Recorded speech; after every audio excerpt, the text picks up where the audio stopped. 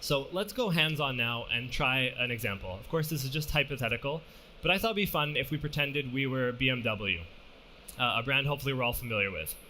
And we've got a hypothesis that BMW has this great app for their drivers called Connected Drive. It lets you control some features of your car remotely, see the status of your gas tank, and so on. But what if we use that app as a sales tool to try and give people a taste of the car owning experience before they've even done their test drive? We think that will increase the number of test drives and ultimately car purchases. So we're going to propose a new customer journey then, one that starts on the marketing site where a visitor configures a car and requests a test drive. They're then prompted to download the app, create an account, and sign in. And finally, they go to the dealer and the car already has their settings and preferences. They do the test drive and they complete the purchase. We want to run an experience across these channels and measure the impact it can have. So to do that, we're going to use the Optimizely digital experience optimization platform. And we've broken this down in a number of different pillars. So we'll start on the left-hand side with how we manage our experimentation programming and have some oversight into what's going on our site, in our apps, and our experiences. The first part of this is Optimizely Teams. This is like a hub or a homepage for your experimentation group. Everyone can work together and see exactly what's going on and what ideas are in the pipeline. With Teams, we often like to suggest that you start with a new idea form. Open it up as broadly as you can in the company to collect experiment ideas from different sources, anyone who has any insight into customer problems. We can track things like the status of an idea, who's working on it, and good practice, of course, to add a hypothesis, what we expect to happen. Our idea then appears in a list of experiment ideas, and we can click into it to get some more details, everything we are going to need to bring this experiment to life. Tracking the goals, metrics, target audiences, even tags and attachments if we need to add some other files to it as well.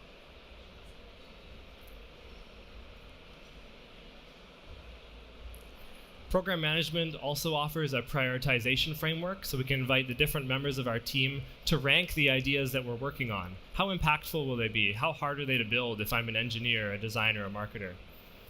And then we can assign the various stages of development to different team members, keeping track of them all in one place. We also synchronize some of the communications inside program management so we can reduce the email volume a little bit. Finally, program management gives us a high-level view of everything that's going on in our experimentation program today. What experiments are live? How many visitors have they seen? Are we finding winners? Those kind of questions we can answer in a single dashboard. So now that we've got our experiment idea, we're ready to start building it. And we're going to start in the execution pillar here with Optimizely X Web. This is a tool for experience optimization, whether it's experimentation, personalization, or recommendations, that's really built for both marketing and business users, as well as more technical users. I'll open up the platform in a moment, and we'll show how easy it is to set up an experiment using a visual editor and some reusable components to try and reduce repeated actions. We'll also show the process of personalizing an experience.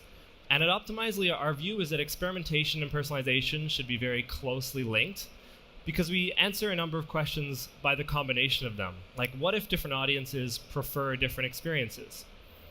What experience will this certain audience respond to best? And is the personalization that I just put all that effort into actually working? So in this regard, Optimizely aims to be an action layer that sits on top of your customer data platform, your DMP, your CRM, your data warehouse, even on-page data to deliver the right experience to the right user and measure the impact. Let's switch into the platform now and see how this looks. I've started here by defining a few audiences in Optimizely, different types of visitors we might target with campaigns. Here you can see I'm going to click into one, the people who are browsing performance coupes on the BMW site.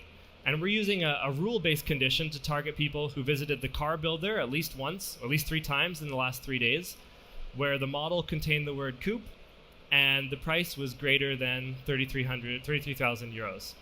We're also filtering out people who already clicked on the request test drive button. They're not our target for this campaign. There are a number of other conditions we can use as well, things the browser knows about us, like device or location. Or, like I said, we can pull in external data from other sources you may use. Now let's go ahead and build an actual experience for those people who have been using the car configurer. You can see I've got 3 different experiences inside a campaign: eco-friendly shoppers, the performance coupe buyers, and those looking at used cars. And inside a given experience, we even have multiple variations, so we can compare performance, run an experiment inside a campaign.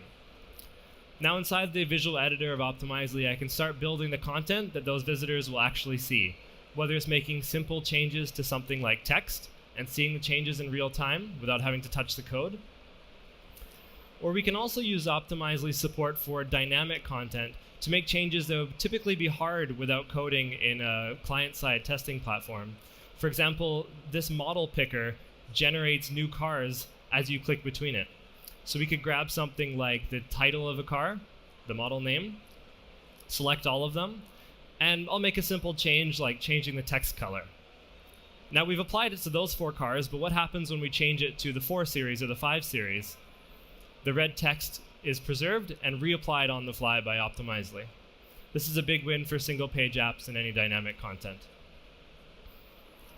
Next up, let's add some recommended cars. We know this user's been browsing that 4 Series coupe. We want to see if we can recommend them other similar cars and if that will help them complete more test drives. So I'm going to add a recommendation widget of some cars that are picked just for them based on their last behavior on the site. Finally, we want to personalize the homepage a little bit. If they viewed a certain car, when they return in the next session, we should show them that same car again. So with one click, I add an extension to the page that brings up that lovely teal Series 4, and we're able to prompt them to download the test drive app, our original experiment hypothesis. So in a few minutes, without code, we can build up a couple different variations, try different messaging, add some really impactful elements to our experiences. The last couple steps are, first of all, choosing the traffic for this experiment. How many people see the default experience? How many see one of the variations? And we can even use one of Optimizely's dynamic traffic allocation algorithms to use a multi-arm bandit to optimize. And finally, we'll choose our metrics. What do we actually want to impact with this experiment? In this case, it's number of people who click to request a test drive. Finally, we're ready to publish our campaign, and it goes live on the site in seconds. So that was a look at using Optimizely Web to publish a personalization experience with a test running inside of it. Now we'll have a look at the results inside Optimizely Stats Engine. Stats Engine is a purpose-built statistical framework specifically for digital experimentation. And it removes some of the challenges that more traditional frameworks have around having to commit to a sample size or minimum detectable effect, as well as monitoring for false positives and false discovery rate. Here's a look at a typical results page. You can see that overall, the performance across the 3 experiences we delivered is outperforming our control group by 27%. This is a big uplift for us. We can also dive in a little bit more detail and look at one of those individual experiments and see how those 2 variations are performing relative to the holdback group, the control group. Optimizely reports that uplift, and it also reports the statistical significance, how confident can we be in the results, as well as the confidence interval. What range of actual improvement should we expect if we implement this today? Leave the test running for longer, we get more precision on that confidence interval range. We can also share that results report around the company, or take it one step higher with the program level reporting to see how our teams are doing as a whole, how many experiments they run, what % of the time do they find experiment winners. So this is great. We've found that customers are responding really well to our test drive with the app promotion. Let's now use a different part of the platform, Optimizely Full Stack, to roll out that experience across the app itself and even the in-car experience.